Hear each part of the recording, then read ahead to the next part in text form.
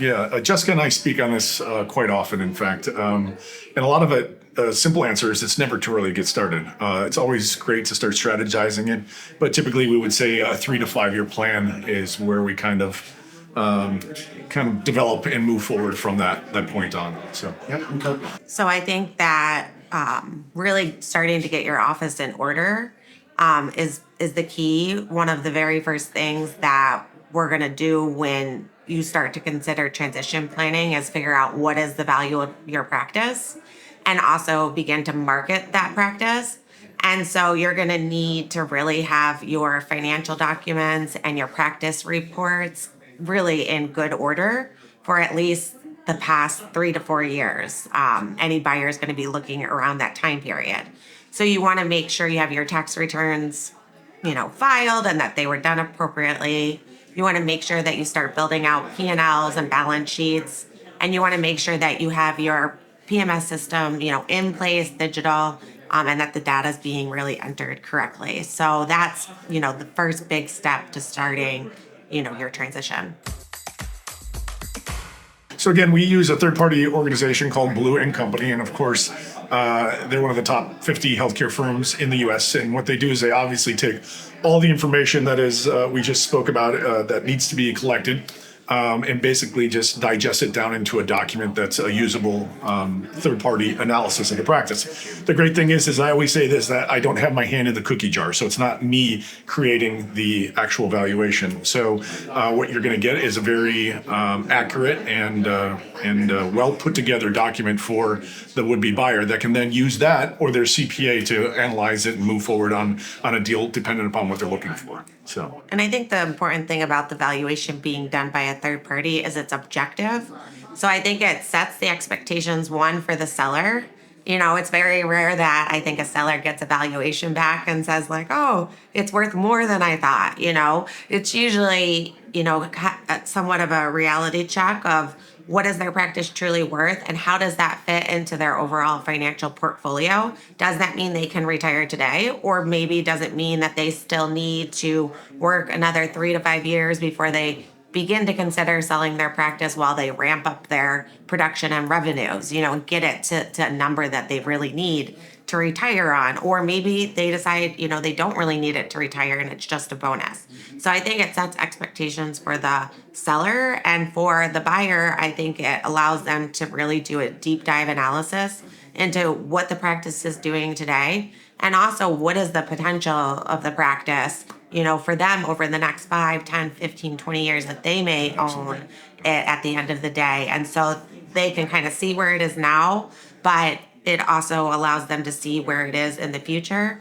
And it's something that their CPAs and their commercial lenders really can actually use and rely on. So it really, I think, shortens the due diligence time frame, shortens the underwriting time frame, and the time frame that it, takes to have a deal close at the end of the day. Patient credits don't necessarily impact the overall value of the actual practice itself, but what it does impact is the purchase price on the closing statement and what the actual seller is going to take home from the buyer at the end of the day. So what happens is, right, a patient prepayment credit belongs to the patient. It doesn't actually belong to the seller. And so essentially what happens is the patient prepayment credit needs to shift to the buyer's books on the closing date. Whatever is on the balance of the seller has to go to the balance of the buyer so that it's available as, that patient moves forward with getting treatment at the practice post-close. And so what happens is, let's say the purchase price is $1 million. There's $100,000 in patient prepayment credits. The buyer will only pay $900,000 to the seller on the closing date because that other $100,000 becomes a credit on the books at the end of the day. There's multiple ways to kind of address that question. I mean, the value of a broker is is one, we're really getting out there into the market itself and marketing a practice that is typically going to be just put up on a website with some of our other competition and stuff like that, actively marketing. So I think it's a very important step in that is that we do that alone. Secondly, obviously, once we find a buyer, we're going to negotiate the deal. And again, a lot of times we end up paying for our commissions just by the amount of over negotiating, I guess you'd say, that we do for our clients. So I think those are two important things that kind of just separate us from just being the average out there, brokers that are just trying to get a deal done and trying to get money in their pocket. So I think that's kind of things we set us apart. Yeah, I always say that we're not just brokers. So I think most brokers and even most people professionally who work with brokers, attorneys or the CPAs or the commercial lenders, they're used to brokers who they're just going to find you a buyer. Once they find you a buyer and you can put a term sheet on paper, they step back and their end of the job is really, is done.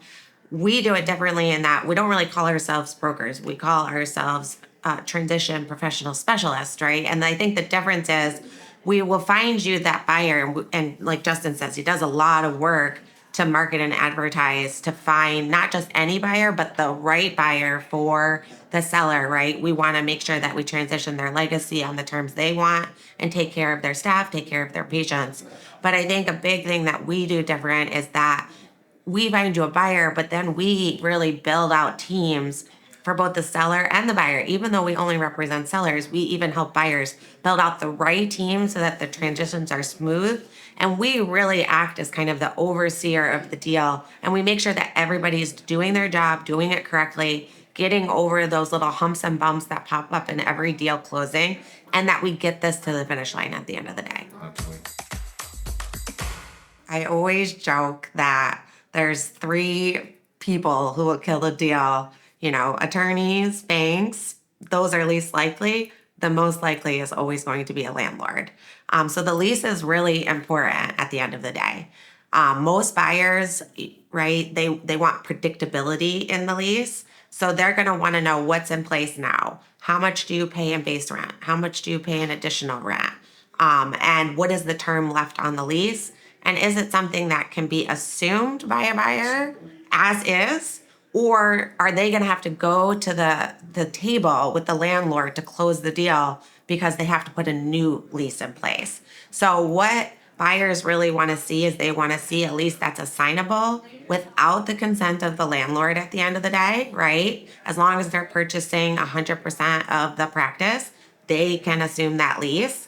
That they don't have to go through this crazy due diligence process with the landlord and turn over all these not only business financials, but personal financials. And they want to know that the same, terms of the lease, things like base rent and additional rent, are going to be in place so that when they look at the valuation of the practice, right, that lease doesn't impact it at the end of the day. It's going to be the same thing that's going to happen when they take over the lease, and it's going to be long term so that they don't have to worry about a landlord who holds them hostage in 2 years, 3 years, 5 years, right? They maybe have 10 more years, those same exact specific terms, and they're not going to have to worry about, if we don't agree to these onerous terms, we've got to move the practice to an entirely different location. Nobody wants to get into that as a buyer. The lease negotiation typically happens at the end of the deal as well. So that's all of this time beforehand that we've been moving forward with everything. And now we're finally reaching out to the landlord that can absolutely blow up the deal. So, yes, and has before, blown up a deal or just required things that are so crazy. They'll require not just business guarantees, but personal guarantees. We even had a deal where they required a letter of credit, which is basically the buyer having to deposit 2 years of rent with a bank that can't be touched, can't be used for the rent in that 2 years, will be released at the end when those 2 years are up. And so now they're paying 2 years in advance, which could be hundreds of thousands of dollars. Plus, they still have to pay the actual rent to the landlord as it becomes due. So it can be a definite deal crusher. We're talking about a dental practice that, sometimes has seen 3 generations of people go through it. So there's a lot than it just being a business. Somebody's grown this from the ground up, usually hung their shingle, waited for the first patient, and now grown a business to where it is today. And again, seen fathers and their kids and then their kids come through a dental practice. And now it's their time to change and transition that legacy on. And that's where we step in. And again, that emotion that is a part of this is something that has to be, dealt with on a regular basis. And you mentioned that of the buyer as well. The great thing is when we contact the buyers, we build a level of trust by giving them good people to work with as well. So we use our sphere of influence, be it CPAs that can do basically a practice analysis of the practice and understand it is the right practice for them to actually purchase or not. We will refer them over to really, dental specific attorneys that'll help them through the entire process as well. So with this group of people that we can then help the buyers through, again, that's the trust that we build. And that usually comes back at a really great testimonial at the end. So, yeah. And I think that sometimes, it's so easy to lose sight of the end goal. And I think one of our jobs is to really always bring the seller and buyer back to see the forest through the trees at the end of the day. So, not to get hung up on a certain term of the deal, that really in the long term, if it may feel like a big deal when it's put on the table and you start to talk about it, but in the long term really isn't that big of a deal overall, or there's really a lot more room for creative compromise at the end of the day. So it doesn't have to be black or white. We can usually find a great middle ground, and our job is to use our experience and the experience of the teams that we help build out to get it to that end goal. So it's sometimes just managing, not getting caught up on one thing that's just a little bump in the road. Let's all let cooler heads prevail and really see this not as someone's winning or someone's losing at the end of the day. We look at it as like a deal is a compromise, and everybody's goal is to get to the finish line. And for sellers, it's really to transition their legacy and their business. And for buyers, it's to let them take a step forward into their future as business owners and entrepreneurs. So we, a lot of the time, we kind of refocus the priorities constantly throughout the deal. So one thing that we have run into a lot, is everybody thinks of a transition in terms of sellers just ready, they want to retire, right? Or maybe not do the back end business management anymore of the practice. And so they think transitions in those terms. But one thing that we really run into a good amount are transitioning really in the unexpected moments, I guess. And so people, I think, don't realize that we can put a process in place early on, even before you're ready to retire, or you get sick of managing the practice business aspects of it.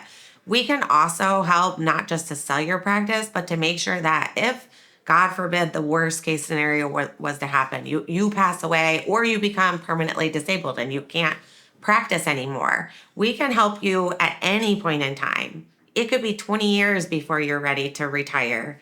We can help you value your practice at any point, make sure that valuation is available to your family, your estate, your teams. We can help put in plan of, if worst case scenario happens, how do you keep that practice up and running at the end of the day? We can make sure that there are people available, other dentists in the community, who will agree in advance to maybe step in 1 day a week for 8 hours, but you have 5 of them, so they're going to cover all the hours you would have worked. And so they can keep that practice up and running, God